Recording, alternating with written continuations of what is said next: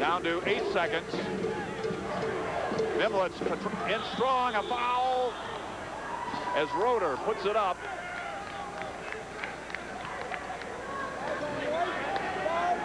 Watch this again. And it's Kevin Haddock's third personal. No, excuse me, Scott Hafner's. I think they're going to give it to Godfrey. Certainly you didn't want Dan to pick up his... Let me pick one. I named Hafner too. I meant Godfrey. One of those guys out there. 4 seconds on the clock as Roeder goes to the line. He's made 1 free throw. He has 3 points. He's going to get a couple of shots. Roeder certainly not having the effect tonight that he did in St. Louis, but he's played a pretty good first half. He is shooting 74%. St. Louis was one of the best free throw shooting teams in the country when we saw them the last time. But the fears of Rich Grauer have come to fruition. When they started shooting poorly from the field, it also affected their shooting at the free throw line. Roeder trying to get the rhythm back. 4 seconds as he'll try to give St. Louis a 2-point lead. Godfrey in a hurry. Simmons. They're not going to get it off. So the score here at halftime is St. Louis 39, Evansville 38. Marty Simmons leading the Aces unofficially with 12 points, along with Dan Godfrey. Let's go now to Dean Webster with Coach Rich Grauer. A different game from St. Louis when you guys really had control in the first half. Why the difference tonight? Well, I think the fact that they're playing at home, you know, they're an awful good home team, and we haven't rebounded very well, and we missed our free throws. What kind of adjustments do you make? Keep getting it into Gray, obviously. Try to say some prayers and we make some free throws, I guess. You know, I think, you know, Evansville's playing a good game on the offensive boards. I think if we could block them out, I think they got 10 putbacks, and that's an awful lot. You still trying to work out those shooting woes? Well, what do you think? You looked a little better that half. Yeah, okay. Thanks, Coach. At halftime, 39-38, St. Louis leads it. We'll be right back after this.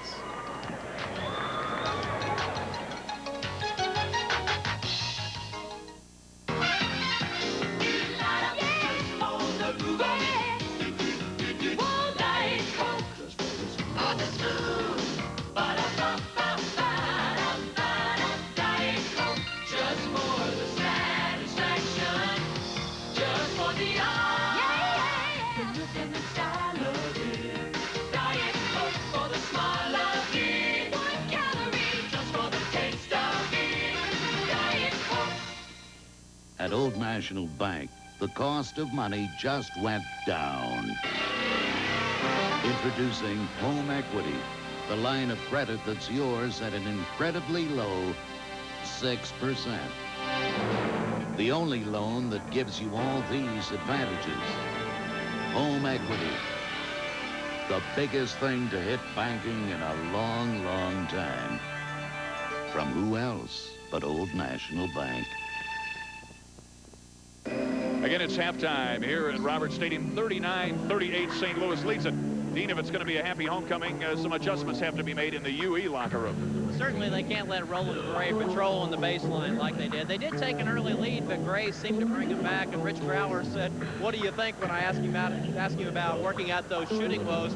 Actually, St. Louis's shooting percentage has been pretty good on the good shots they take. Maybe their shot selection has been a little skeptical here in the first half. Something, too, I think it's an important game for both teams. Are you surprised at all, attitude-wise? Do you think both teams were either team flat, maybe, or are they into the game the way you expected? I think the Aces looked very flat the first half. They did not come out and play with any intensity on the defensive end. Offensively, they looked like they stood around a little bit, waiting for Simmons and Hafner to shoot the ball. Simmons, I don't think, touched the ball maybe one time in the first 5 minutes. They kept looking for him, but I don't know, the flow just wasn't there. Godfrey passed up a couple of open shots. The Aces have got to take those shots from Morning and Hill and Godfrey. They've got to take those shots. Kevin Haddock took one from the baseline. He missed it, but still, those are the kind of shots that have to be taken. Some of the shots that have been taken. Marty Simmons and Dan Godfrey, 12 apiece unofficially. We'll give you the official stats in just a moment. Part of the homecoming weekend, it was the Hall of Fame. Earlier today, I was proud to host the luncheon, and 5 former U of E greats were inducted into the Hall. We salute Pam Hendricks Zwickle. Pam was a 4-sport star for the Lady Aces. Carl Horn, a fine footballer. Charlie Udy, a great football talent who's now the head football coach at North High School. Bob Walther, the golfer, who is certainly one of the finest to come out of this area, who's now a very fine teaching pro, as well as the owner of Walther's driving range, and Steve Welmer. Good to see the Whale, who played on the last national championship team. I can certainly remember the Whale playing here at Roberts Stadium. He looks like he could still play. He's an official in 3 major conferences, including the Big Ten. We're coming back. Final halftime stats right after this.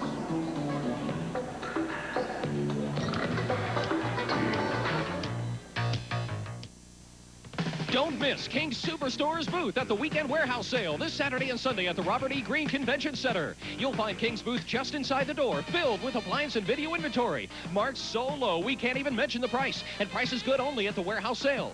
These prices will not be repeated. So hurry because quantities are limited. Don't miss the warehouse sale this Saturday and Sunday at the Green Convention Center as King's Superstore makes history with unbelievable deals. No one, we repeat, no one can beat King's.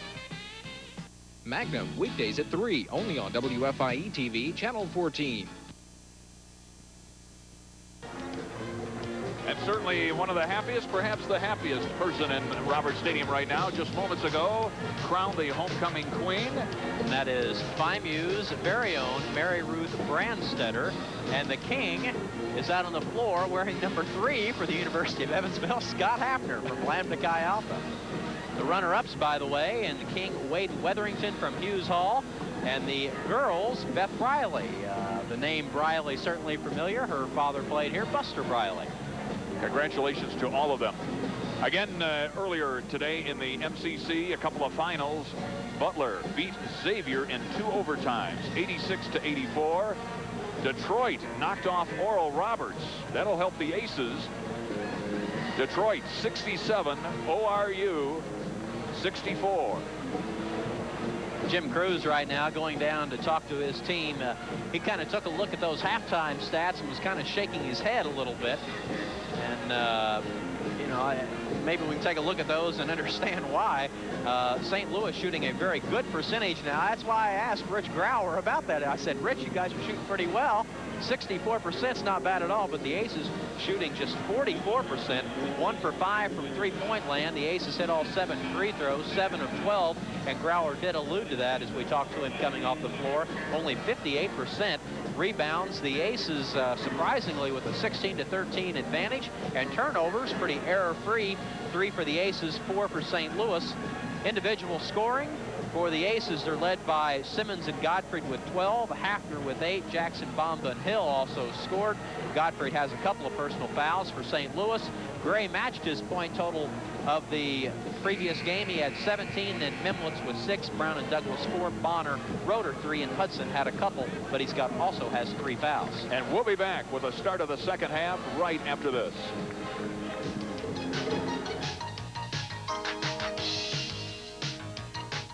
Exciting basketball action between the University of Evansville Aces and the Billikens of St. Louis is brought to you in part by the good people of Kenny Kent, Old National Bank, your bank for life, your local Coca-Cola bottlers, and by King's Appliance, where nobody beats King's deal. Once again, here's Mike Blake and Dean Webster. From Roberts Stadium, it's MCC basketball. Mike Blake along with Dean Webster. They're on their feet for the start of the second half as the Aces come out to take on the St. Louis Billikens, who lead this ball game 39-38. The Aces trying for their 11th win of the year.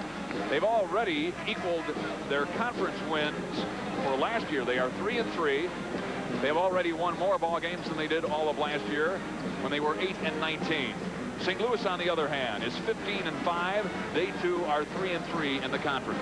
You know, it's kind of fun to compare stats. And the last time the Aces played St. Louis back on the 30th of December, Marty Simmons had 4 points at the half. Tonight he's playing well, has 12. Dan Gottfried did not even see action in the first half in St. Louis, and he has 12.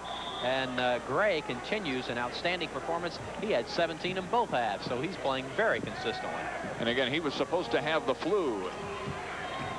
In fact, he did have the flu, not supposed to, but he's, I meant to say he was supposedly hampered by it.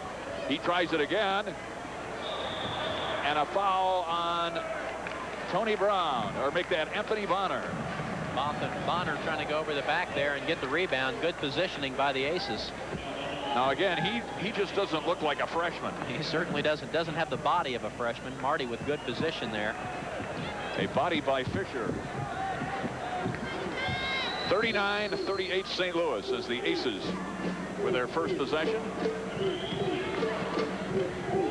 Jackson goes baseline, won't go. And Roland Gray with a rebound. Monroe Douglas goes up and in. First 2 points of the second half. Douglas picking up where he left off late in that second half. He was starting to heat up a little bit. He has 6 points on the night. Hafner also handles the ball very well. I mean, he's a textbook on when to get rid of the ball from a pass. And Marty Simmons.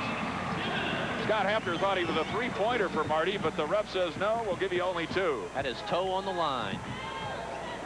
There was a song about that, wasn't it? Towing the line?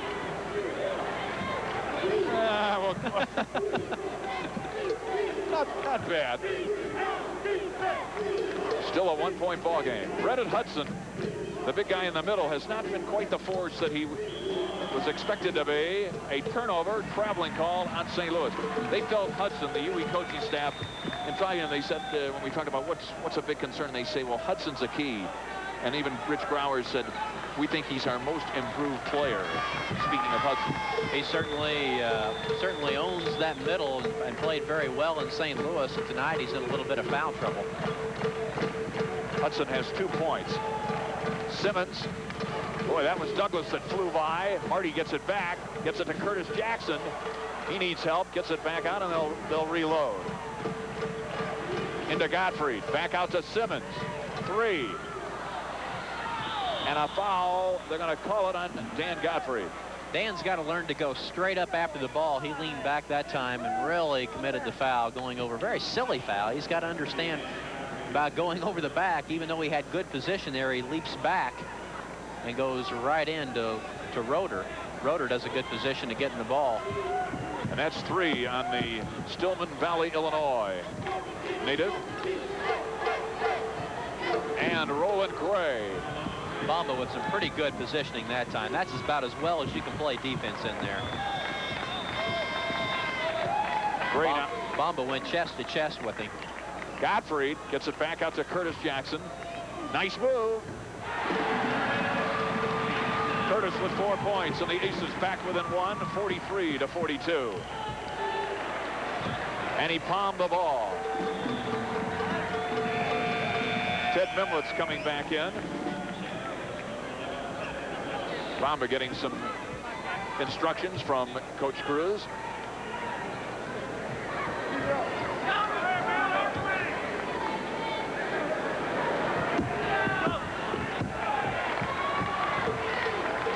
So again, the Aces now with a chance to retake the lead.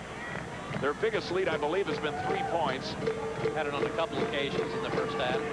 Gottfried. And Big Dan has tied his career high, or has now set a new career high of 14 points. Well, you see Dan in much better position that time, and I'm sure he was talked to at halftime about that. Be ready to shoot the ball. So Simmons gives it to Hafner and says, let's set it up.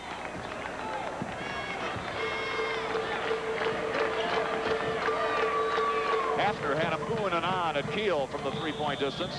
The ball knocked away by Roland Gray. He threw up a couple there at the end. I mean, they were from way out. He was out at about 24 feet on one of them.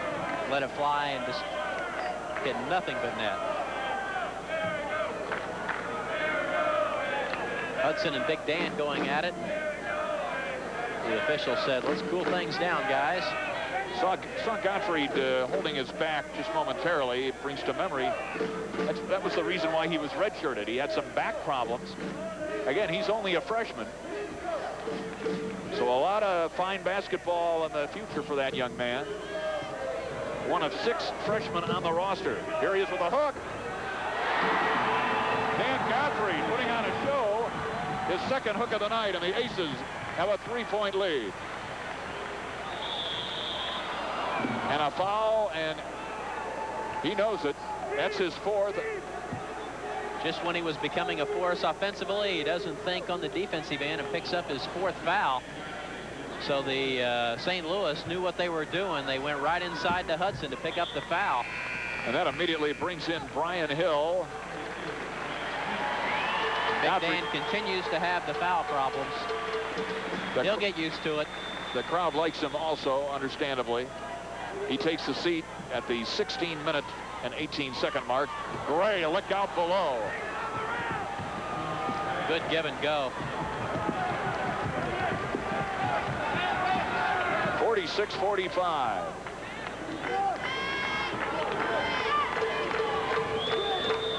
Uh-oh. Hafner. Not a good shot selection that time by Scott.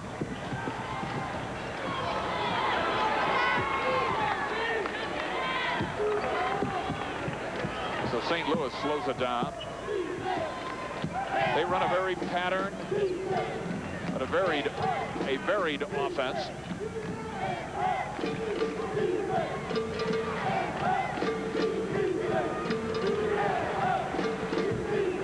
Down to 15 seconds on the shot clock. Good defense. St. Louis is being patient, but also good defense by the Aces. Here's a guy that can go up, Monroe Douglas. And Simmons brings it down, loses it to Mimlitz. And a foul, they're going to call a foul on Marty Simmons. That's a frustration foul. And I certainly not sure about that one. I don't think anybody can take the ball away from Marty Simmons that cleanly. But Mimlitz sure did. Marty gets it. You see, Mimlitz just ripped it away from him. A great play by Mimlitz. And he puts it up there. And Hudson comes down with it, and then out of frustration, got the foul on Simmons. Aces lead it by a point with 15-12 remaining.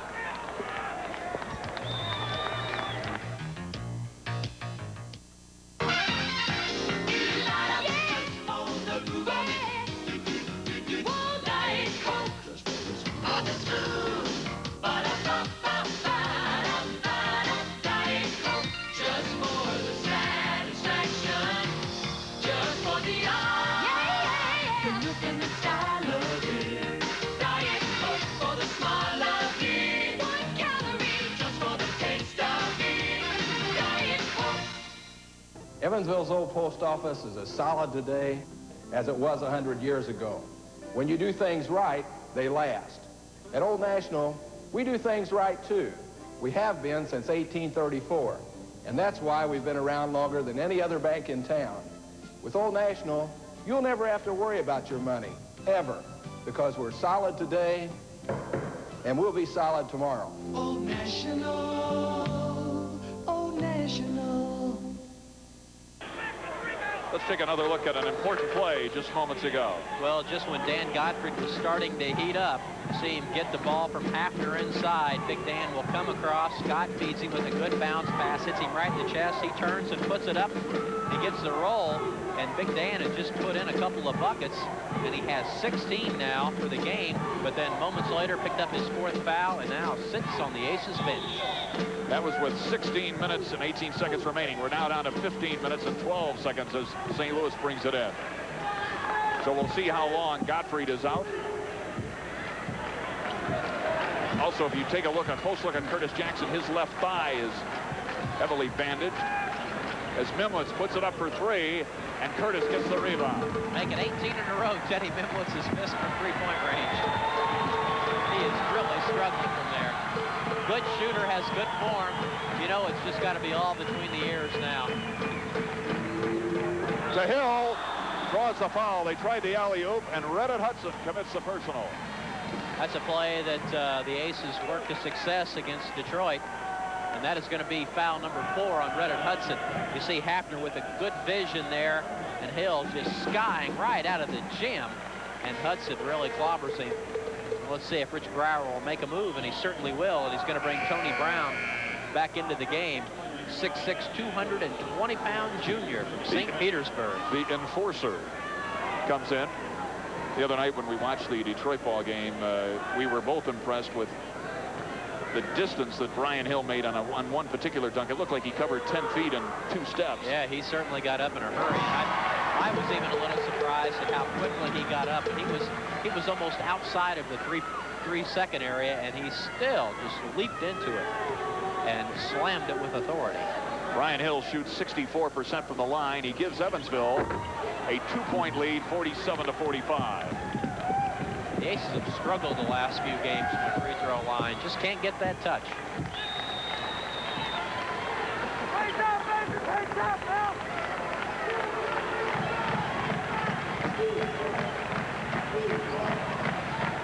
Gray up into the area of the paint and puts it in. Roland Gray, his third bucket of the second half. He has 23 on the night.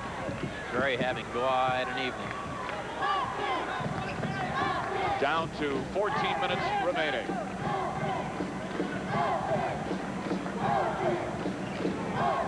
Bamba from out, and a foul on Mimlitz.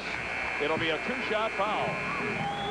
See, that's what we say. Chris Bamba missed that shot, but those are the shots the Aces, some of the other players, have to take to loosen that offense up. And I'm sure if Jim Cruz wants to send somebody to the line, Chris Bamba's a pretty good choice. He's been shooting there very well, although his MCC average is down a little bit. You see Chris going out there. Chris was a very good high school shooter. In fact, set the field goal percentage at Bloomington South. And he goes to the line here with a 2-shot. Bamba 68% on the year.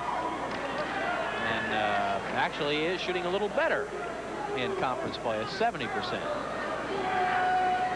Bamba made 8 free throws against Loyola this year.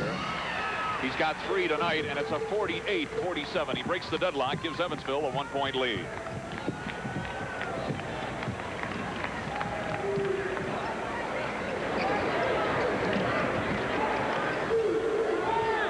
Roeder. And Jimmy Roeder, with only his second basket of the night, his first of the second half, has 5 points.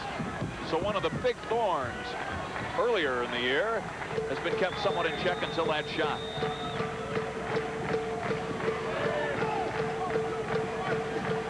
Hafner for 3. Scott Hafner's second 3-point basket. Unofficially 11 points on the night. Came at an important time. The Aces go from a point down to 2 points up.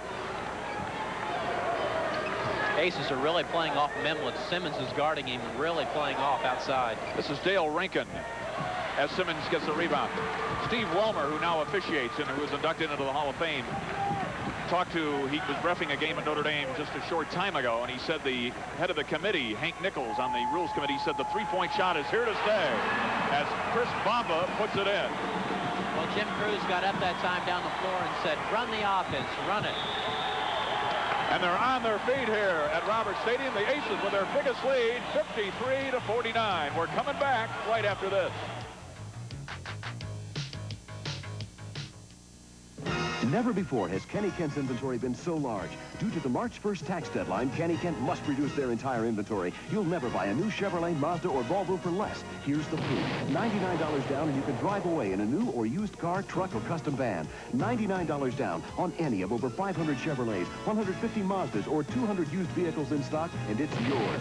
$99 down and no reasonable offer will be refused. Kenny Kent is dealing like never before. Downtown and at Diamond and Heidelberg.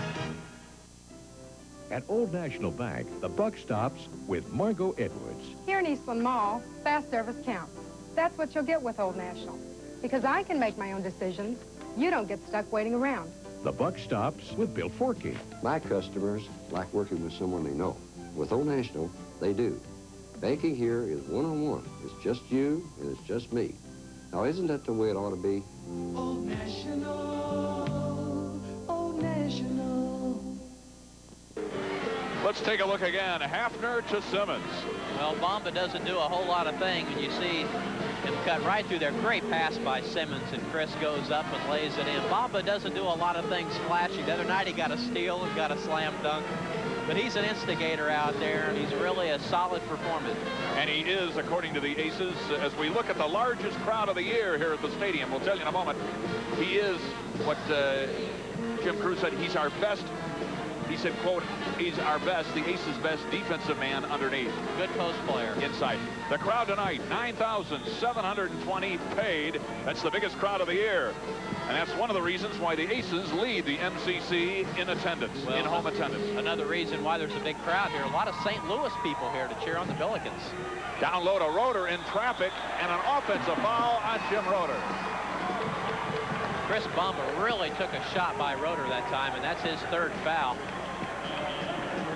Watch it again. Great position inside. You see Bamba come over, belly up, and take the charge, and the foul on Jimmy Roeder. That's just another one of the little things that Mr. Bamba does. You know, he's like a man side by side out there when he sets a pick. There he is again, diving for a ball. Hill will retrieve it. He was about ready to dive on Hill's legs. Biggest lead for the Aces at 4. Hafner to Curtis Jackson, and he loses it. It'll go back to St. Louis. Big trip up the floor for the Aces that time. They could have really given themselves some breathing room. Tomorrow, NCAA basketball. North Carolina at South Bend against the Irish of Notre Dame. Tip-off time, 12 o'clock here on NBC. Dick Enberg and Al McGuire. We're under 12 minutes at the stadium as the Aces trying to win their third straight conference game and their fourth in 7 starts. Gray goes up and a foul. Well, Gray got Bamba off his feet. Chris didn't think he made contact. The foul was called. Chris doesn't like it. Watch it again. Bamba has him. He goes straight up, comes down, and made the contact with the elbow, and Gray definitely strong enough to put it up. Second personal. Mr. Gray now with 25 points on the night as he continues to do very, very well.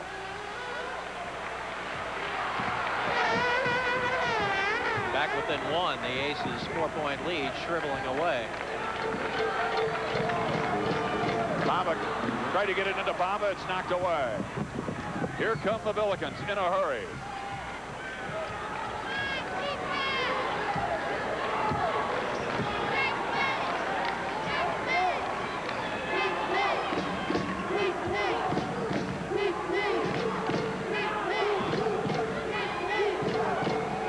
St. Louis will take, being a little more patient, they too will take some time off the shot clock. Gray with an unusual miss. Here goes Hill, up and a foul. Brian Hill, Mr. Emotional out there. He likes to put it up. And that could be the 4th foul on Jimmy Roeder, and it certainly is. Watch Brian Hill just trying to go around Roeder, and Roeder finally realizes, look how high Hill got up on that one. Who was that guy? Boy, Superman. So Brian Hill, who averages 5 points a game, goes to the line for the second time. He has 3 tonight as he gives the Aces a 54-52 lead. A real giveaway on Brian's shot. If you take a look, we'll get that end shot there of Brian. If he keeps that elbow tucked in under his ball, and this is really where Brian has the trouble. If he keeps that elbow tucked in, he's going to hit it more often than not. But he tends to get that elbow flaring out a little bit, and he'll roll it off the side of his hand. So, saw Jim Roeder come out. Paul Jansen is in. Brian Hill converts them both, and the Aces go back up by 3.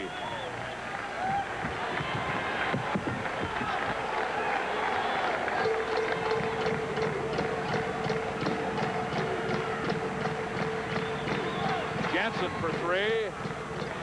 Paul Jansen. And the senior from Oakville hits his first basket, but it's a big one, and we're tied at 55. It's only his 4th three-pointer of the year. He's now 4 of 9 from three-point land. Curtis Jackson draws a crowd, but can't draw a basket.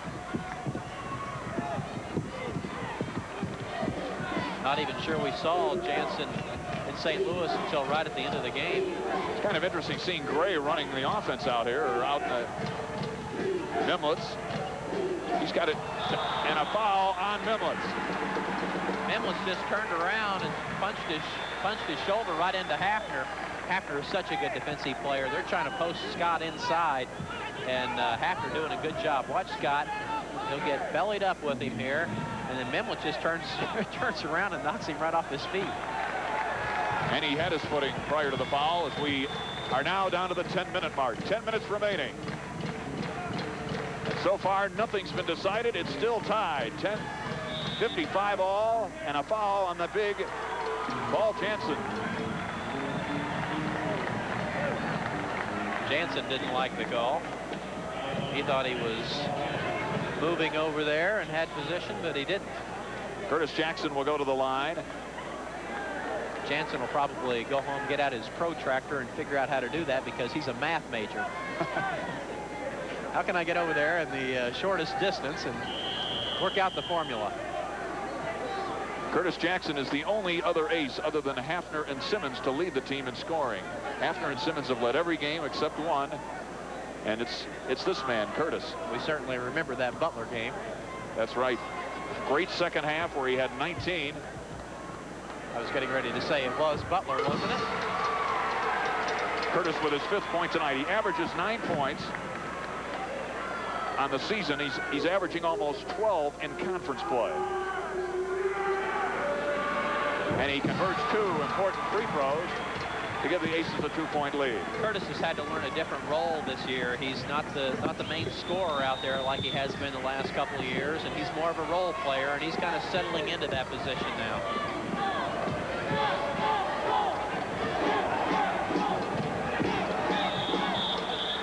The no shot and a foul, they're calling it on, I believe, Chris Bamba. I believe you're right. And for Bamba, that's going to be his 3rd. Watch it again. Jansen looking inside. Now, I think that pass might have been deflected, but you see Bamba got him way out on the floor. That's only the 15th foul. So St. Louis will still take it out and will not shoot the 1-on-1 yet. So Gray will bring it in. He goes up. Bonner comes in from nowhere and a foul. Anthony Bonner draws a foul on Brian Hill. The Aces had pitiful positioning that time inside.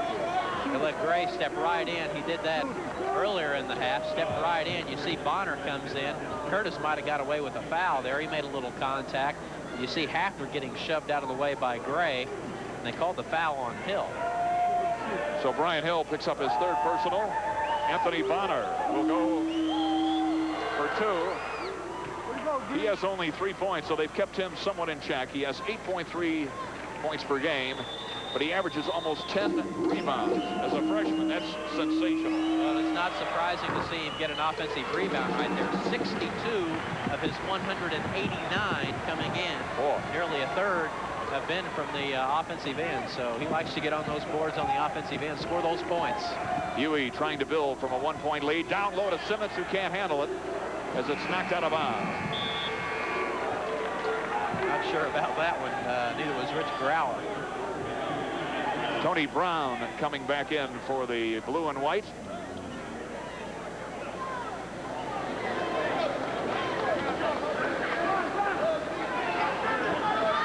Hafner needing some help, gets it to Simmons. He'll put it up. Millet's with a rebound as we come down very close to the 9-minute mark. Grauer wanted the foul on Simmons that time. He reached in and hacked.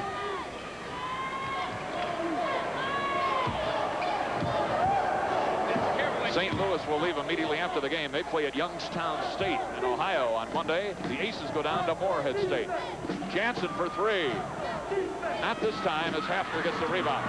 Boy, if his ankle is sore, he is still getting off the ground very, very well. Jansen really firing it up from outside. He's known as a long-range bomber, so not surprising to see him put it up from out there. Simmons down to Hafner and a foul. Mimlitz with the foul, or yes, Mimlitz with the foul. His 3rd personal. We're going to get another look. What a pass by Marty Simmons. He got it into Hafner, and Hafner went straight up, and of course Mimlitz leaning in underneath him trying to jaw the charge, but was kind of moving in underneath, and Mr. Automatic goes to the free throw line to shoot a couple. Automatic indeed, still shooting right at 89% as Coach Cruz talks to the 4 other players in the game at the moment. 49 of 55. He's missed 6 free throws all year long. Not bad. Dipped a little bit in MCC play. He's only 83%.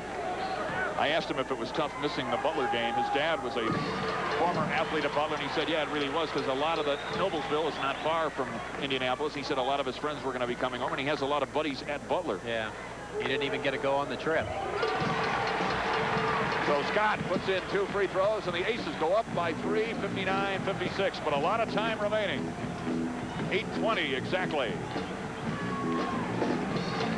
Tony Brown, or Roland Gray, he has now tied his career best, which he scored against Evansville, 27 points. Gray is just flat putting it up. He feels hot, and he's just putting it up there.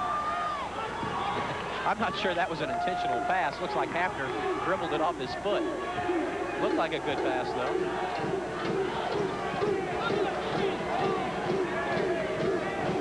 Nice pass to Marty Simmons. What a pass. Simmons with his second half effort now has 16 points. Simmons gets it in there. It's going up, and most likely are going to go in or he's going to be fouled. On the turnaround, Monroe Douglas is alive and well, thank you. Well, when you get Gray hitting the shot from the outside, you can pretty much guarantee Douglas is going to work on that weak side, and that's what they did that time. Gray had been hitting that shot, so the Aces swung the defense around, and Douglas worked in on the weak side. Douglas, with those long arms, a good defensive player, giving Hafner fits.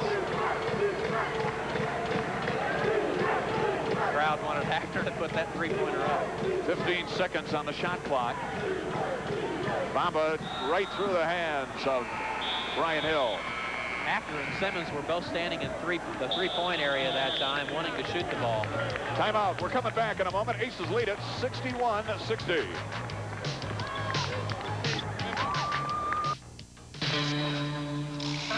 Ours, as you know, is not a perfect world. May I? That's why it's so refreshing when something really perfect comes along. Like Diet Coke. Tastes great straight or on the rocks. Yet it's just 1 calorie. That's why Diet Coke is the perfect soft drink. For an imperfect world. Just for the taste of it. Diet Coke. Don't miss King's Superstore's booth at the Weekend Warehouse Sale this Saturday and Sunday at the Robert E. Green Convention Center. You'll find King's booth just inside the door, filled with appliance and video inventory. Marked so low, we can't even mention the price. And price is good only at the warehouse sale. These prices will not be repeated. So hurry, because quantities are limited. Don't miss the warehouse sale this Saturday and Sunday at the Green Convention Center as King's Superstore makes history with unbelievable deals. No one, we repeat, no one can beat King's. Here's Roland Gray putting in his 11th field goal, 11 of 16, and this gave him a career high, 28 points. His previous high was 27 against UE back on December 30th at Kiel. So Roland Gray with a career best 28 points, and he still has 6:55 to add to it as it's a 61-60 ball game. Well, I found out why Roland Gray has only played 19 of 20 games. He has an injured right thumb he's playing with. He can barely move it. He hurt it earlier this month. So imagine what this guy could be doing. He did miss the Florida A&M game on the 14th. So he's only returned to play 4 games now. This is his 5th game. And Monroe Douglas with a sensational dunk puts the Billikens back on top, 62-61. And Kevin Haddock was up like a jack-in-the-box. He's coming in for the Aces. Hafner. Hafner answers. Boy, Scott Hafner really got good elevation that time. I think the ankle is healing very nicely. For you young guys that have to play underneath, watch the footwork of a guy like Chris Bamba guarding him right now. He keeps those feet moving.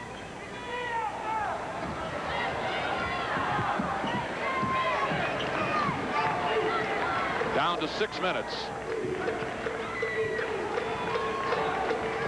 A lot of good athletes out on this court as Gray misses a shot. Something rare. He forced that one a little bit. He's feeling it. He wanted the shot. He was leaning in a little bit that time. Good positioning again by Chris Bamba. Joe. You want Bumble to move inside? Here's Kevin Haddock wanting a few instructions when he goes into the ball game. He must be going in for Brian Hill. Simmons gets him out of position, throws it up. Marty wanted a foul. Simmons got hammered on the wing. That's one of those where you go ahead and put it up when you know there's going to be contact. Contact was made, and he put it up there. So St. Louis with a chance to regain the lead. Gray, the hot hand. Misses a shot, and Jackson with a rebound. Curtis with a big rebound. The 5-minute mark now. We're under 5 minutes, and the Aces lead it by 1. Scott Hafner almost losing the ball. I'm not so sure that didn't go off Scott Hafner. I was about to say the same thing. Nimlitz will come back in. Both coaches keeping a steady stream of players as Kevin Haddock checks back in for Curtis Jackson. And Marty Simmons calls timeout for the purple and white. 4:54 remaining. A very thin 1-point lead. We're coming back in just a moment.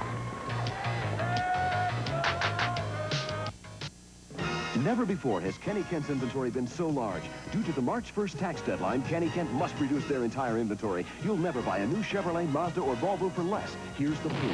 $99 down and you can drive away in a new or used car, truck, or custom van. $99 down on any of over 500 Chevrolets, 150 Mazdas, or 200 used vehicles in stock, and it's yours. $99 down and no reasonable offer will be refused. Kenny Kent is dealing like never before. Downtown and at Diamond and Heidelberg. Some babies develop quickly. Others... Rich Grauer calls Monroe Douglas one of the finest freshmen in the school's history. And Dean Webster, we're going to see why on this particular play. Good pass from Jimmy Roeder to set it up. Curtis got looking the wrong way. And the 41-inch vertical jump on a man that's 6'4", he can really get up there. He is now a sophomore. That was a quote from last year when he set freshman records with points. He was in the top 5 in 15 different freshman categories. He was the newcomer of the year in the conference. And tonight he has 4 baskets for 8 points, but he's below his average of 15. Well, he's been a little bit of a disappointment, especially in the last 10 games. He's only shooting 39% from the floor. He just doesn't have that touch. And that's been a problem for a couple other St. Louis players, not only Douglas. So the Aces come out with the same lineup, a new addition. Big Dan Gottfried returns. He'd been out since the 16-minute mark. That was the 21st slam for Mr. Douglas. That's more than a lot of teams have. Aces have to be careful. They lead by 1. Neither team is faded here. Again, you've got Kevin Haddock in the lineup for Curtis Jackson.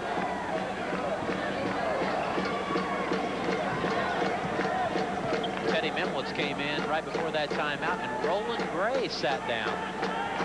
10 seconds on the shot clock. You've got Bonner guarding Hafner. Down goes Bamba. Up goes Hafner. Simmons couldn't quite get it. Here's Haddock. Great positioning that time by the Aces. Good tips. And boy, you got to like that kind of effort, even though the bucket didn't go in. There you see the time remaining. Jim Cruz applauding his team's effort, but the ball just wouldn't drop. Didn't take Gray long to get up off the bench. He's ready to come back in. Mimlitz. Ted Mimlitz with his 4th bucket. The southpaw from University High School and a transfer from Missouri. This one's going to go down to the wire. The Aces trail by 1, and the crowd's starting to get into the game a little bit. A very important MCC win for the Aces. Game, rather. They feel they have to win this one and stay in the hunt. They only have 2 more home games remaining. St. Louis is in that matchup zone. Marty Simmons and Brown with a big rebound. What the Aces did to get Marty open that time is they overloaded the zone and then set a screen for Marty in the corner, and he was wide open, missed the shot.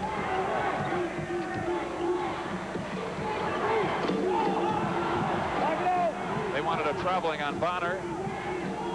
As you see the time again, another minute's elapsed. Up goes Douglas, and a foul on Kevin Haddock. Haddock with pretty good positioning that time, got called for the foul as Douglas went up. And Gray comes back into the game, and Bonner's going to sit down, or Brown's going to sit down. So it's a clear out. You see Big Dan in there, and it just went up, and the contact was made out on the floor before the shot. Oh, they're still going to give him 2 shots, though.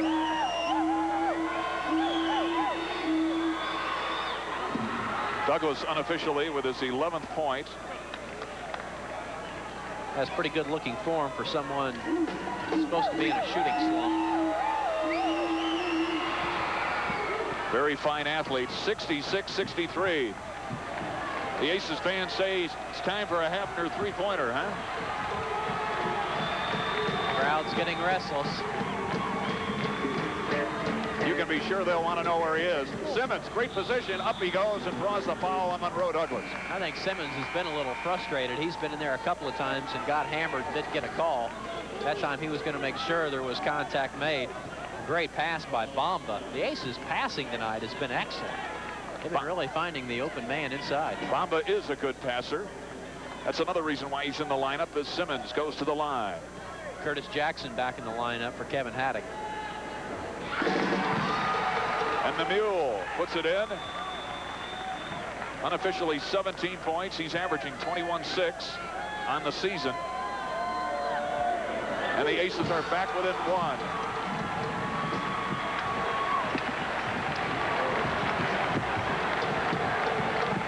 The crowd of 9,700 plus, the biggest of the year, starting to get into it. Bamba really trying to keep Gray out on the floor. Watch Gray and Bamba underneath the bucket. That's a good matchup to watch. Down to 22 seconds on the shot clock. This place starting to rock.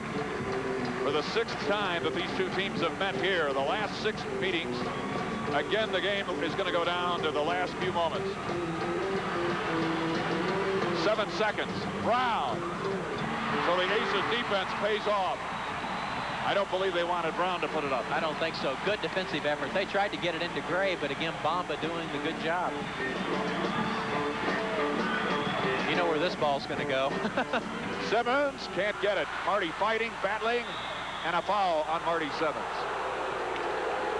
Well, Marty really had good position that time. There was contact when he went in the first time, and then kind of out of frustration after I think Gray got the ball, he committed the foul.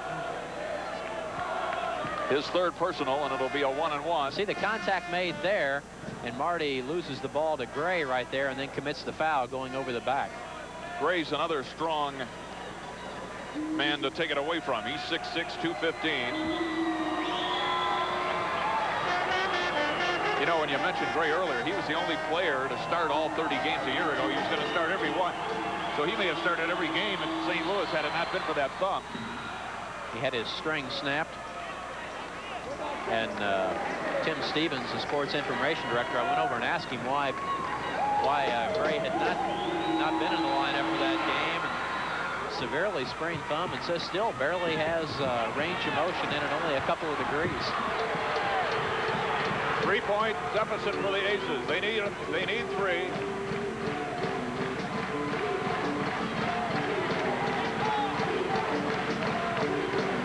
The Aces will continue to work it inside to try to get it into Simmons or Godfrey.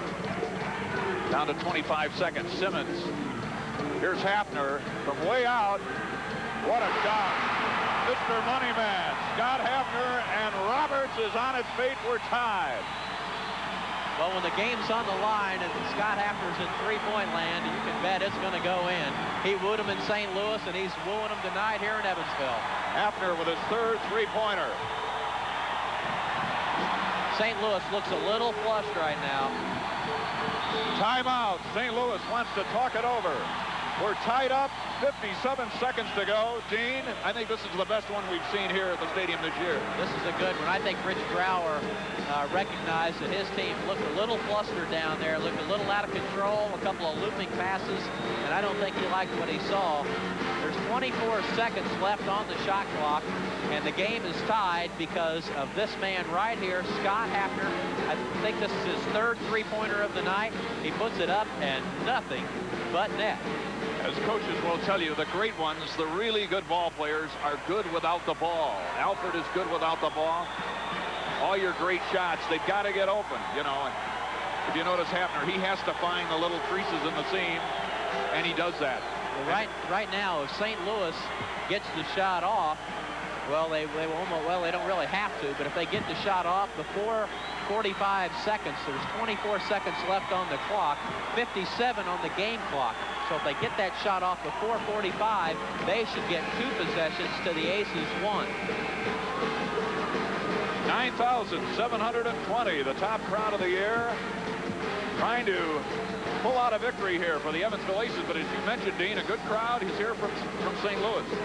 Sure, a lot of people came over, made a weekend out of it, came over, maybe did a little shopping, came to the game tonight, spend the night, and go back tomorrow.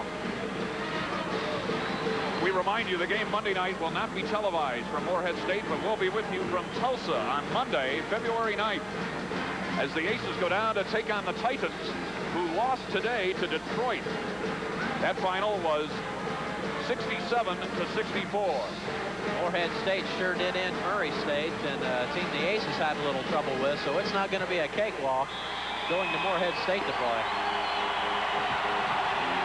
Here we go. Here we go. Memlitz almost walked with it out. Douglas batted away, and a foul on Monroe Douglas. Curtis Jackson all pumped up. Great positioning that time, and I wonder if the Aces were looking for that.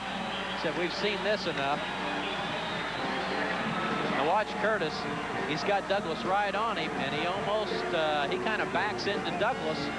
Good camera work, guys. So the Michigan City Rogers product will go to the line.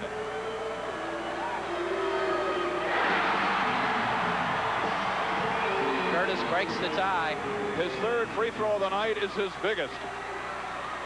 He averages 75% in the MCC play, and he's got another one, and the Aces have a 2-point lead. Here come the Billikens. They trail by 2. They're on their feet again, and timeout is called. 3 seconds different in the clock, so the shot clock is still on at 41 seconds, and the 9700 plus has been treated to quite a game this evening. And it should be quite a game tomorrow. NBC Sports will bring you North Carolina, the Tar Heels, who go to South Bend. North Carolina with some incredible talent, Dean, as always. That will be at 12 noon, followed by Sports World. Again, we remind you that Butler knocked off Xavier 86-84 in double overtime this afternoon. So both of those teams, Butler and Xavier, are 3-2. Oral Roberts is now 2-2 after losing this afternoon in Detroit. Or actually, Oral Roberts is 2-3. Butler goes to 4-2. Rich Brower probably telling his club right now that we're going to try to get it inside to Gray. Gray's been their money man, and he hasn't touched it a couple of times down the floor. And this guy says, please don't give it to Roland. He says, I'm tired, Mom. Don't go to sleep yet, pal. It's not over. St. Louis, here's a scary statistic for Aces fans. SLU, St. Louis, has won 10 straight games when the final margin is 2 points or less. Well, the Aces better try to get it over the 2-point margin. That's right. A lot of time remaining, 44 seconds. It's been a whale of a game. The Aces trail 39-38 at the half. Their biggest lead has been 4 points. St. Louis has led on several occasions by 3. And UE is doing its calisthenics down at the end. Get down on defense. St. Louis comes out with Memlitz and Roeder out front, and surely Memlitz won't take a 3-pointer in this situation, will he? The man they want to shoot puts it up, and Godfrey gets the rebound and a foul. Big Dan with a big rebound. Boy, they put that ball up in a hurry, and I'm not sure why. Gray forced that one up in a hurry, and he wanted a foul called out front. Good defense. And Godfrey's going to go to the free throw line, and Big Dan, watch it again.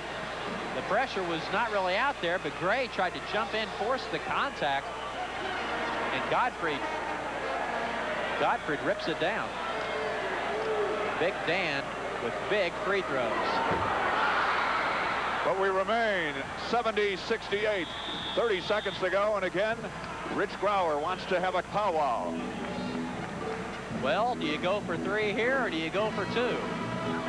The fact that St. Louis has been in a shooting slump, also they haven't been burning the lights out from the three-point range and have gotten the ball in much of the game inside. I'd say they got to go inside. I think they're probably going to, too. Rich Grauer stood up and grabbed a hold of Jansen's arm, and like he was going to send Paul in, but then turned around, discussed it with his coaches, and says, well, maybe we should play for the tie and go to overtime.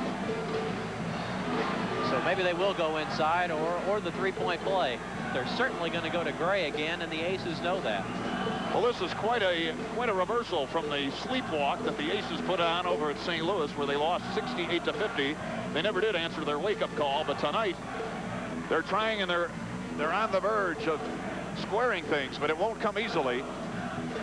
Incidentally, if UE wins this, and this is the 19th meeting, they would still lead in the series. They lead 10-8. But St. Louis has won 3 of the last 5 and 5 of the last 7 meetings. It was a strange game all around in St. Louis. The Aces, as you said, never got their wake-up call. The Aces coaching staff and players were upset that they had to walk so far to go to the locker room. In fact, we actually had an extra 5 minutes at halftime, so the Aces can get back there. The Nutcracker Suite was going on the other side of the auditorium. It was kind of a strange evening. Yes.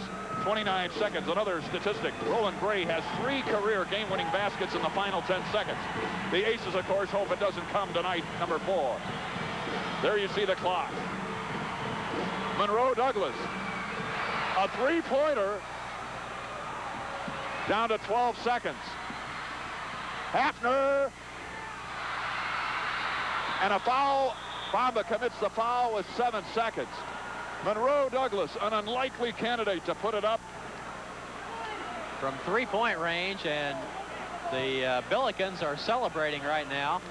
Only a 1-point lead. You still have 7 seconds, even if they hit both to tie it. And a big bucket. Watch it again. Douglas goes up. His first three-pointer of the season. In his career. Well, so now Roeder.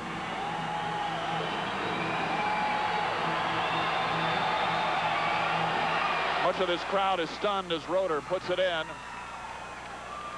A very, very big free throw coming up. Troy Jones, another good outside shot coming in. Chris Bamba will come out. Hafner put that shot up a little early, maybe even. This game is far from over. 7 seconds, and this crowd has gone. It's numb. Mute. 7 seconds left. The crowd will tell you whether he hits it or misses it. Here come the Aces in a hurry. There's the clock. They got to get it. Hafner's got to put it up. Simmons. Yes! What a shot! We're going to overtime. This ball game is tied. Oh, my. Marty Simmons. Who do you give the ball to when the game's on the line? You give it to your captain. Marty Simmons, who, again, thought he played poorly at St. Louis. And by his standards, he did. This crowd is going nuts. He comes in and sends this ball game to overtime. Let's take a look. He certainly made amends. Roeder misses it. The Aces knew exactly what they wanted to do. You see, Jones down with it, gives it back to Hafner. Simmons gets it with 2, turns around. The buzzer goes off as it's in the air, and Marty Simmons ties this game at 72-72. Simmons now with his 19th and 20th point of the night, and certainly much better than, what did he have in St. Louis, 10? That's right. 10 points? Doubled it. And this crowd went gaga when that buzzer went off and the ball hit the net. 5 minutes to go, and as we saw in that replay, Marty had a hand in his face. But those are the Hafner with a big three-pointer to bring him back. Simmons with a shot in the final seconds to tie it, and we're going to OT. Rich Grauer, since he's been at St. Louis, is 6-4, 1-1 this season in overtime. 72-72. Hang on, here we go. Gottfried, Bamba, Simmons, Hafner, and Jackson. The starting five of the game. Hudson, Mimlitz, Monroe Douglas with a great basket. Gray, and a foul on Curtis Jackson. Hudson back in to get the tip. He may come out. He did not play much of the second half. 3 aces around it. Mimlitz grabbed it. Rich Grauer taking a seat. And Curtis picked up his second foul. 3 aces standing around that time. And nobody grabbed the ball.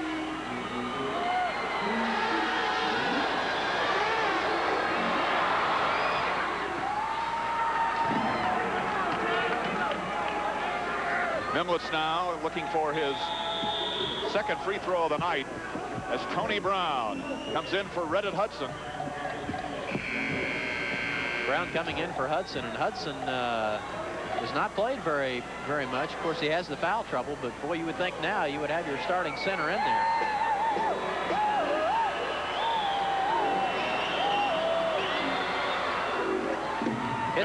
Hits them both. Mimlitz with 2.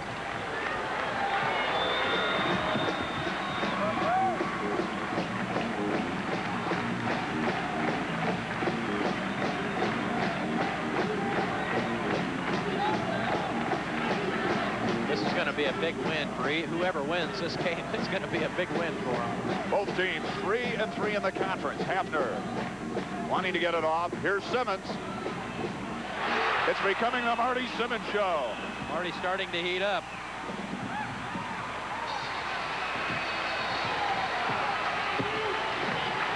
To make pressure shots, you have to have been there. Simmons has been there throughout his illustrious career. How many times in a 68-win streak in Lawrenceville was he counted on to make a clutch shot? Monroe Douglas goes up, and they'll come back with a fresh 45. Good defensive pressure. All the aces sagged back in, and the rebound kind of came off a little long, and that's why Rhoda was able to nab it. Monroe Douglas takes it up. Gottfried with a rebound. Again, Gottfried's playing with 4 personals. Reddit Hudson also has 4, but he's out of there at the moment. Bamba playing outside now. Again, if you've joined us, we're in overtime. Hafner. No rebounding positioning. Marty and Bamba were both running down the floor when Hafner went up to the shot. The Aces have got to stay down there and rebound. This is overtime. No, Ted Mimlitz has been a real pest on the boards. He has played a very fine ball game at both ends of the court. Here he is for 3. And he breaks the string. Nope, 2 points. 76-74. Mimlitz breaking the tie as we come down, as you see, to the 3-minute mark in overtime. Well, we had a pretty good view of that, and it looked like Mimlitz was behind the line on that. Simmons patrolling. Blocked by Roland Gray. Great block by Gray.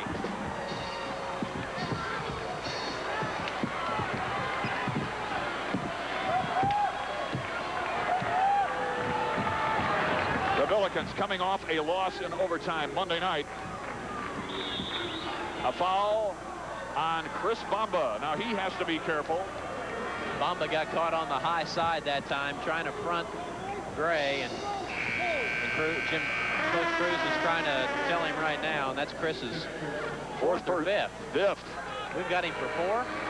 We've got him for 5, and so does the official score. And Chris, who has certainly played a good ball game this evening, will finish with 5 points, 5 personal fouls. 76-74, St. Louis leads it, and this is the man that's led the way. Roland Gray will go to the line. Bamba does so much more for you on the floor. He's a leader. He's very intense. Played a good ball game this evening as he goes to the bench.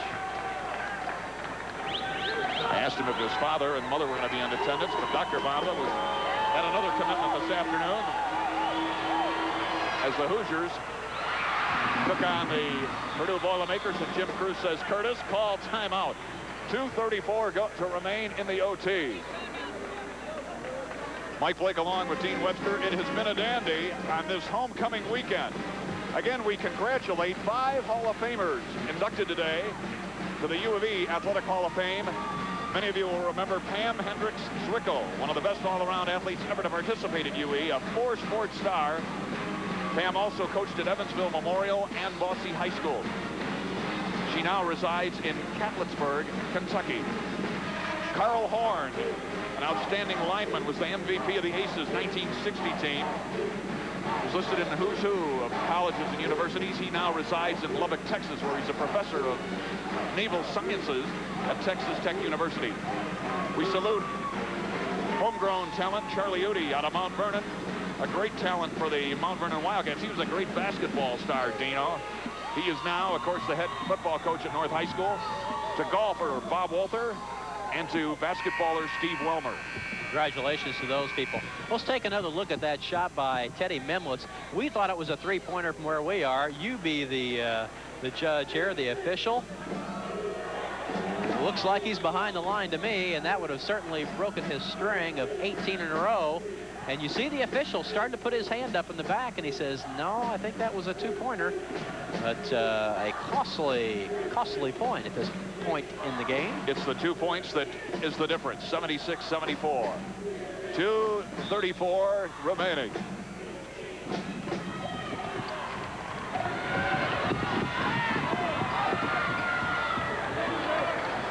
Kevin Haddock ran behind Curtis Jackson and said, slow it up, slow it up.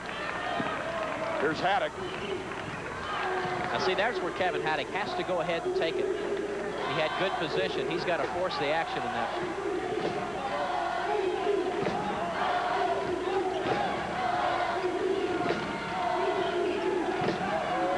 Down to 15 seconds on the shot clock. They got to move. 10 seconds. Simmons will put it up. Marty follows beautifully, up and in. Marty Simmons is really starting to play, really starting to heat up here in the second half. He was kind of quiet in the early going. In fact, wasn't involved much in the offense. We alluded to that at the halftime, but although he had 12 points, he was slow getting started. Simmons with 24 on the night.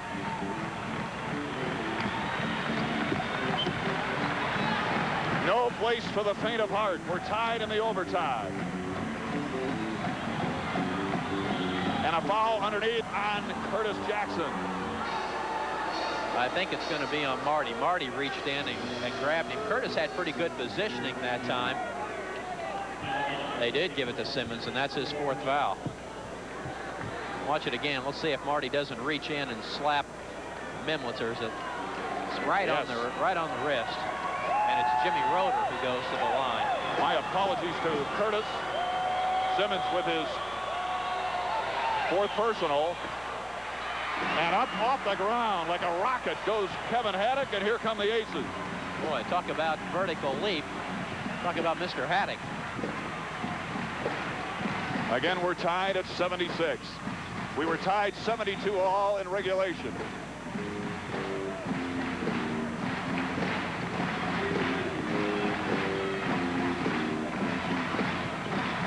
See, the Aces are looking for Hafner outside, Simmons inside. Hafner had it knocked away. Down to 10 seconds. Godfrey goes across court. They got to hurry. 6. Hafner pulls the trigger. Oh, down goes. We're going to call travel. Roland Gray really hit his head.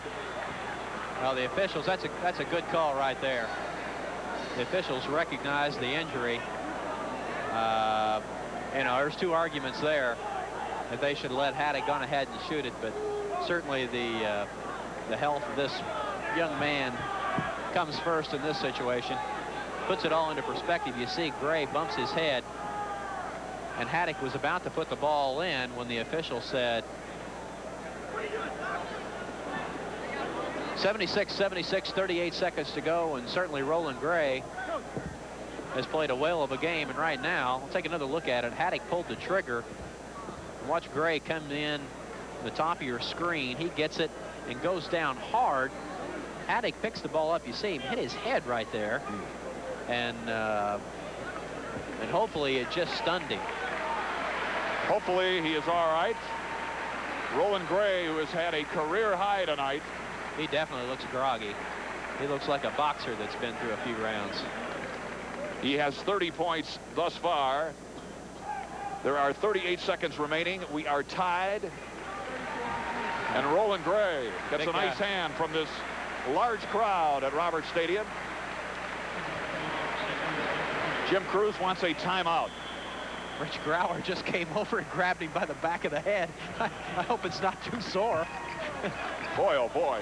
You know, when you see that initially, frightening. Hopefully it's not a serious injury. They say basketball is not a contact sport. Boy, you can, you know, you're such strong athletes. Again, Gray is a real horse out of McKinley High School. We've seen a few players get hurt this year. A kid from Sam Houston State went down, and Donald Powell from Bradley, and of course Marty Simmons went down, but he got back up and still had the broken wrist. The shot clock is off. 38 seconds to go. We'll set the scene for you for these youngsters. And Mom and Pop are saying it's almost over. We'll be going home in a minute. 38 seconds left, 76-76, and the Aces will have the ball out underneath their own basket. Do you play for one shot in this situation, or do you run your offense and take the shot when it's there? I think you call it, Mr. Blake. I think you go for the one shot. Do you? Yeah, I really do. I think the Aces will run their offense, and if the shot comes open beforehand, they'll take it. Boy, Marty Simmons has played a whale of a game, 24 points, and he's treading on thin ice with 4 fouls. Gottfried also has 4 fouls. Jimmy Roeder has 4 fouls for St. Louis. Of course, Roland Gray going out of the ball game, and he will have to come out of the game even if he was okay, because play stopped. He has 30 points this evening. Douglas with 15. Mimlitz has really done the job tonight. He has 12 points. Mike Blake along with Dean Webster. Hope you're enjoying what has been one of the top games in a long time here at the stadium. And it isn't over yet. So let's see what they do. Down to a half minute.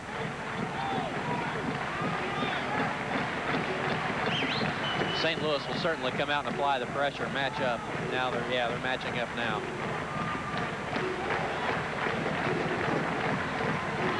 Got to be careful of a 5-second call there.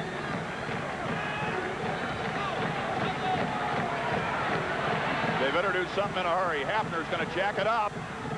Fakes up. In! Timeout with 2 seconds to go. What a shot by Scott Hafner. 2 seconds to go, and the Aces are up by a deuce. And Scott Hafner was with his 19th and 20th point of the evening. That was good control right there. Scott knew that it was a tie ball game, did not let the crowd yelling affect him much. Watch him. He says, well, it's me against you guys now. He goes 1-on-3. He fakes, gets 2 guys out of position. Douglas comes over, and Hafner, as soon as he shot it, he knew it was in. He was running down to the end of the floor. So we've seen some great shots tonight. Monroe Douglas in the closing seconds hit a 3-pointer, his first of his career.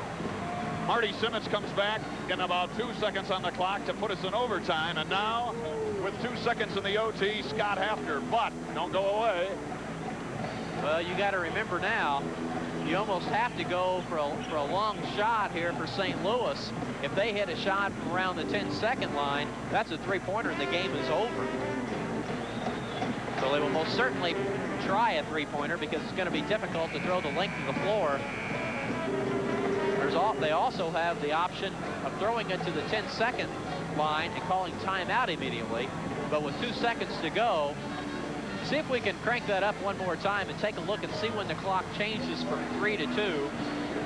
If we can run it at normal speed, we might get an idea if it just barely changed or had been on 2 a while. They're going to come out with Hafner, Haddock, Simmons, Jackson, and Gottfried. Maybe we'll get a chance to see that a little bit later, Dane. But right now, Rich Grauer giving some instructions to Paul Jansen, one of his best three-point shooters. Well, I don't think the Aces are going to let him get it off here. They're going to call another timeout. They've got a timeout to burn. They're going to see how St. Louis sets up and then call another timeout.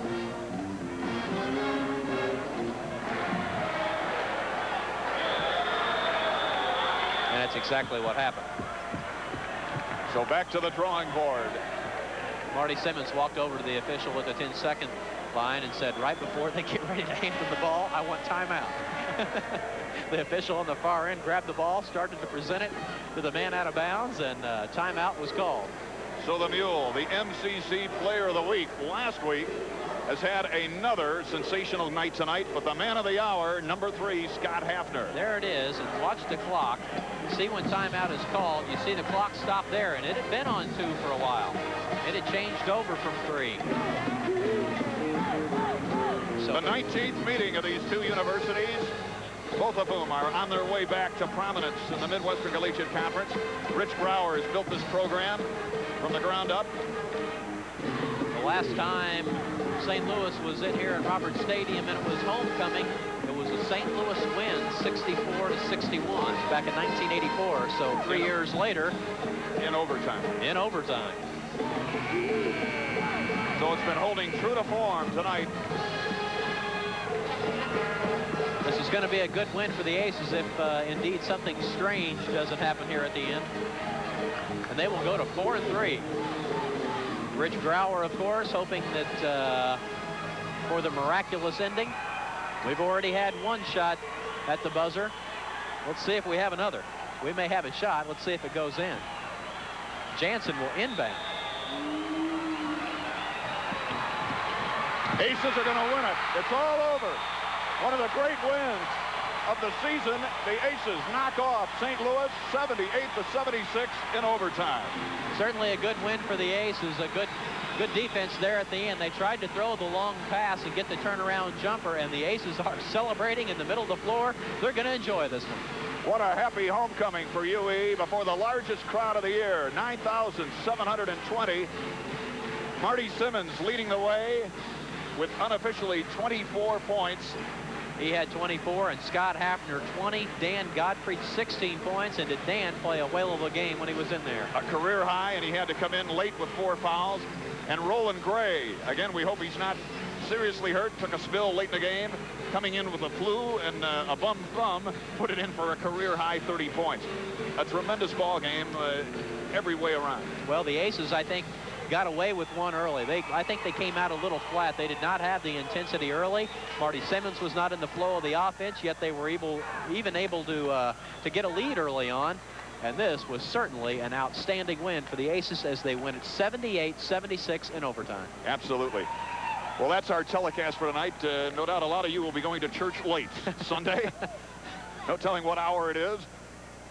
But again, let's take one more look at the winning basket. Scott Hafner, credit Marty Simmons.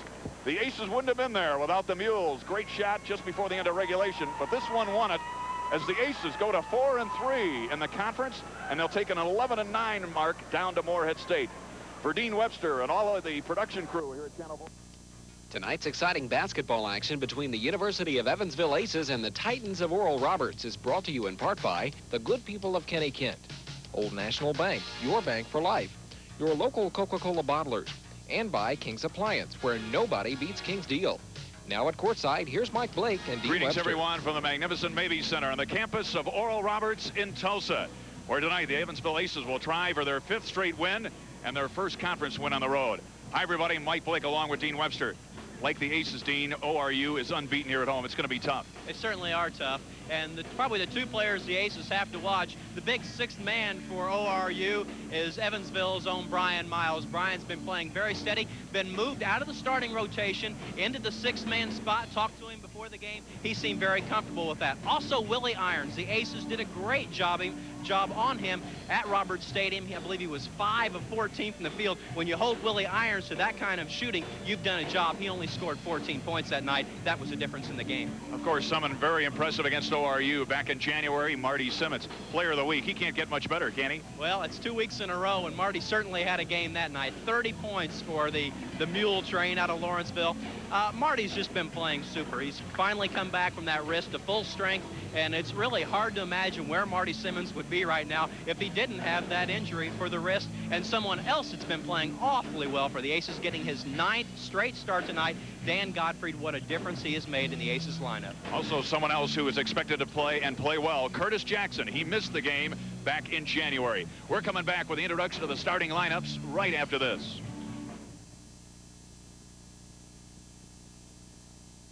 King's incredible pre-warehouse construction sale continues. Hundreds of thousands of dollars of remaining appliance and video inventory must be sold to make room for construction workers starting on King's new Superstore warehouse. King's is continuing to grow. So right now, get microwaves from $98. $98. Frost-free family-size refrigerators from $429. $429. And wireless remote VCRs, super cable ready, only $259.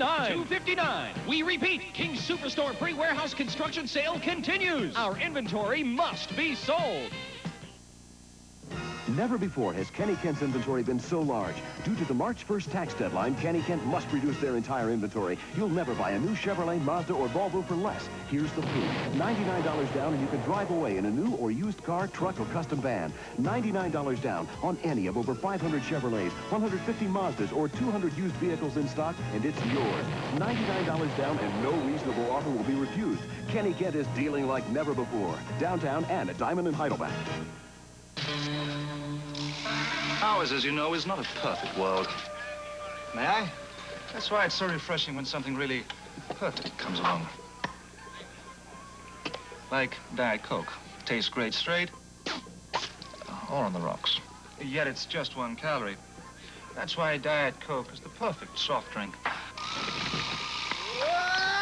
For an imperfect world. Just for the taste of it. Diet Coke.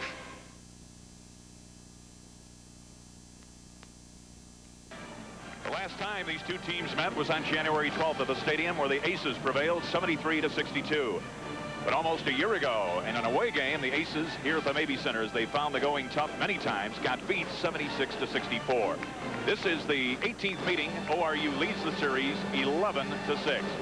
We're ready for the introduction of the starting lineups. For that, we go to the public address announcer here, Doc Blevins. Good evening, ladies and gentlemen, and welcome to the campus of Oral Roberts University and the magnificent Mabee Center, home of the Titans. Tonight, let's welcome our guests from Evansville, Indiana, the Purple Aces of Evansville University. At forward, a 6'7" sophomore from Bloomington, Indiana, number 40, Chris Bumba. At the other forward position, a 6'6" junior from Lawrenceville, Illinois, number 50, Marty Simmons. Playing center, a 6'9" freshman from Stillman Valley, Illinois, number 53, Dan Gottfried. Playing guard, a 6'4" sophomore from Noblesville, Indiana, number 3, Scott Hafner. And at the other guard position, a 6'2" junior from Michigan City, Indiana, number 32, Curtis Jackson. The head coach for the Purple Aces is Jim Cruz. Now, ladies and gentlemen, the starting lineup for your Oral Roberts University Titans.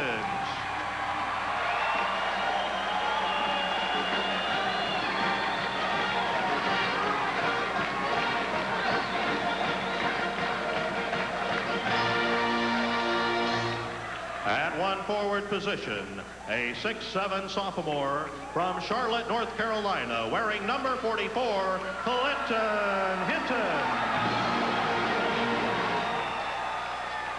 The other forward, a 6'6" senior from Lagos, Nigeria, number 45, Aken Ochiko. Playing center, a 6'7" senior from Cincinnati, number 41, Maurice Smith. Playing guard, a 6'3" sophomore from Charlotte, North Carolina, number 4, Haywood Workman. And the other guard, a 6'2" junior from Tulsa Hale, number 11, Willie Ayers. The head coach of the Titans is Ted Owens. Our game officials this evening, Wayne Unruh, Paul Birchfield, and Steve Nicolerit. And we'll take a look at those three officials. You've seen them before. Many of them have been in games that we've done. In the middle, Wayne Unruh. Paul Birchfield is on the right, and Steve Nicolerit on your left. We're ready to go. And again, Jim Crews mentioned, Dean, that something very important for the Aces, the tempo of this contest. Well, I think you're going to definitely see a different team out of Oral Roberts than you saw on the Aces back in January. They've changed it a little bit. They've got Clinton Hinton in there, a little more muscle, kind of a thug-looking type boy. He is a monster at 6'7", 235 pounds. Just a sophomore, and he has given them some inside bulk that they so badly needed, and he really works over the boards. Talking to Brian Miles before the game, he doesn't mind coming in, does he, as the sixth man? Says he's very comfortable in that spot. Of course, he said everyone likes to start, but he said I'm comfortable coming in off the bench, and I still play my 29 or 30 minutes. He said I play my 30 minutes. I played 29 last game, so my playing time has not changed much. Gottfried and Odeko go up, and it goes back to Curtis Jackson. The Aces will be seeking their 5th win in a row, but something that they haven't done in almost a year, win on the road in the MCC. But this place will be tough. They have not won here since the 81-82 championship season. ORU is unbeaten at home. They've been having a lot of trouble on the road, as have most teams in the MCC. Jackson will put it up, and UE is out to a 2-0 lead.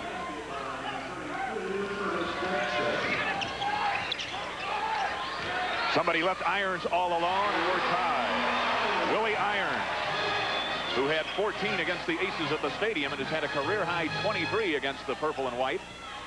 And immediately pressure by the Titans. They expect to see some pressure, don't they? Well, I think the Aces are going to start seeing pressure more and more.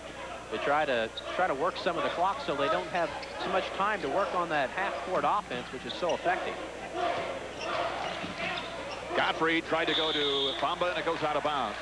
One of the darker moments in the game against ORU earlier was when Scott Hafner went down with an ankle, and he still probably isn't 100% from it. Probably not 100%, but he's getting there. He's probably about 90% back, and it's going to take another week or so before he gets completely back. Jim Crews says they've got to have Hafner shooting tonight to win this. Irons does not like that three-point shot.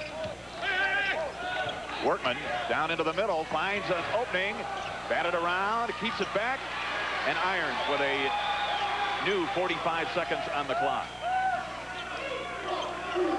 The big guy in the middle is Hinton. He sets the pick. Irons goes up, and it's 2-0. 4-2, a 2-point lead for the Titans. You cannot let Willie Irons start to heat up because he will kill you.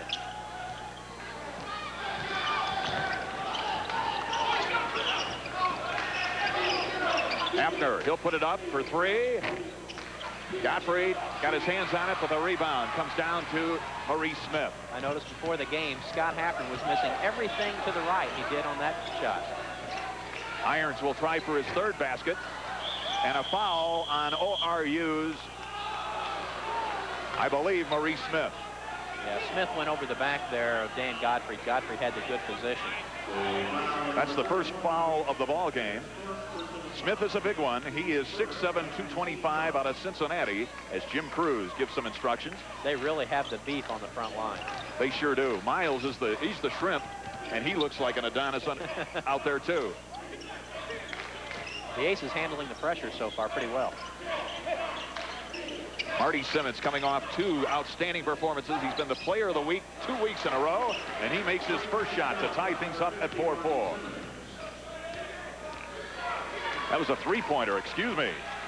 So the Aces go up 5-4.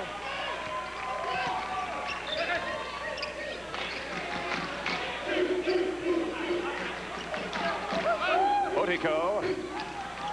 Bamba battling for it, and it goes to Curtis Jackson. That's going to be quite a struggle between those two guys. The pass down to Simmons is too far. Watch Bamba and Hinton inside. Jim Cruz says Gottfried makes the aces taller all across the board, doesn't he? Well, everybody can play a man down when Dan's in there. Well, right now, the tip, that is Clinton Hinton. His iron shot goes off the iron, and Hinton puts it up. And ORU goes back up 6-5. Bamba got switched off onto the smaller man, and Hinton had a guard that time and couldn't block him out underneath.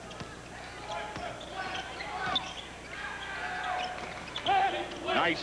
They find Gottfried. Nice pass from Marty Simmons, and Gottfried puts it in. Gottfried was commenting on what a fine passer Simmons is. Irons, nice move.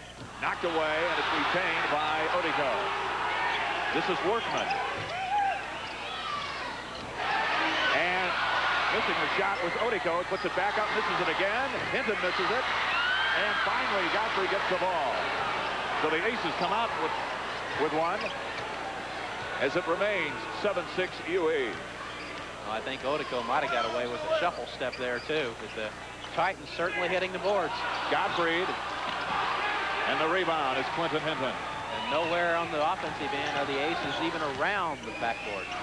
Workman working hard. Irons says, nah, better take it back out. The Aces have got to hit the boards or they're going to get killed tonight. So far, it's just been poor shooting on Oral Roberts. It's keeping the Aces even close in the game. Irons outside again, and it's retained by Marty Simmons. So UE hangs on to a 1-point lead. And Jim Cruz has stood up twice in a row and said, pull it back, let's run our offense. They do not want to get in any kind of running game with ORU. Scott Hafner with a beautiful shot, a three-pointer as he goes on the board, and the Aces are ahead 10-6. Well, Hafner again hitting the right edge of the rim. Scott's shot still fading a little to the right. Smith loses it, and it'll be retained by the Titans. Timeout on the clock. We've played 5 minutes exactly. 15 minutes to go. We're coming back right after.